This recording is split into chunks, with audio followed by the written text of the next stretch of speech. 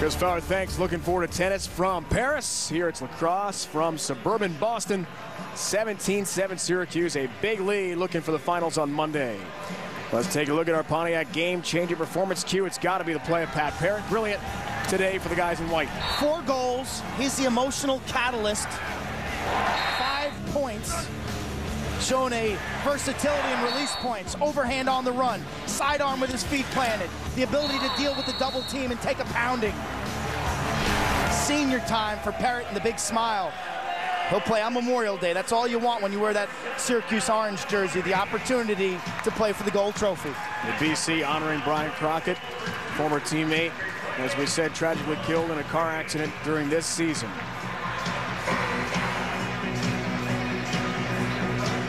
And the Old Spice player of the game has got to be Kenny Nims, senior attackman from Watertown, nation's leading scorer, first-team All-American, voted this week, has also been a star for the Orange. How about this cerebral brand of lacrosse that Nims played today?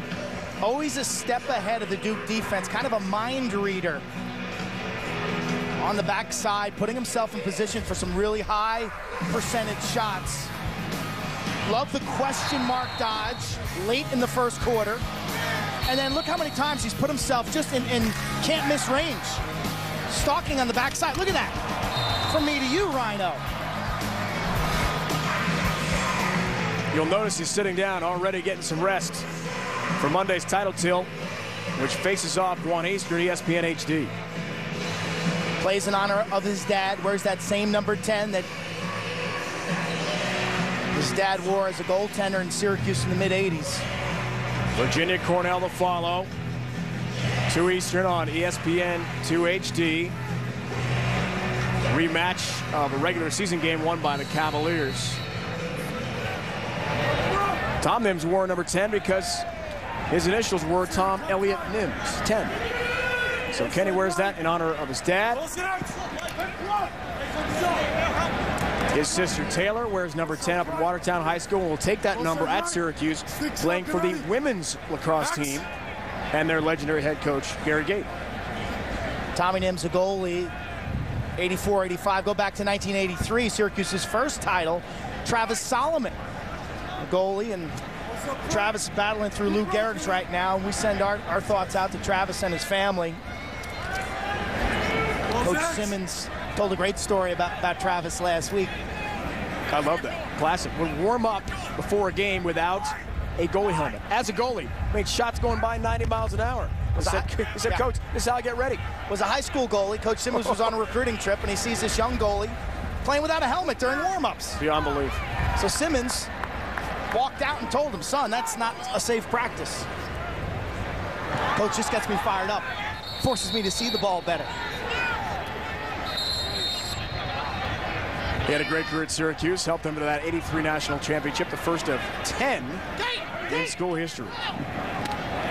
Under 90 ticks to go here, fading fourth quarter clock. All Syracuse today. I was at that game in 1993 at Rutgers. 83?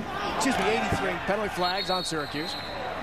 I was a 9th grader wearing my Lindbrook High School jersey, and I remember rooting for Syracuse because I thought the Hopkins band was obnoxious. After all their goals, they'd start playing, and who would have thought?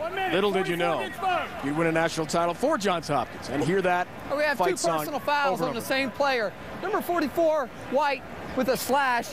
He's got a minute. Then he's got unnecessary roughness for 1 minute. 2 minutes. 2 minutes. 1-1. Let's back up Brandon Conlon, who will sit, the junior from just outside Detroit.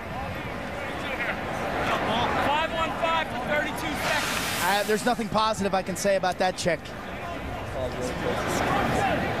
Not sure what that young man's thinking. He just got on the field, too. Chance to play in the semifinals, but he'll sit now and watch the end of this one. Nice play by Sid Smith again. What a trail check that was. Still on the field for the Orange. Stole his lunch money. That was more like a reality check. Smith, great effort today against Ned Crotty. Didn't know whether he could cover him man-to-man. He did a nice job. Got some help from his teammates. But John Lade thought covered Quinzani well in settled situations. The heroes, though, really Syracuse midfield defense, the face-off men, and goalie John Galloway.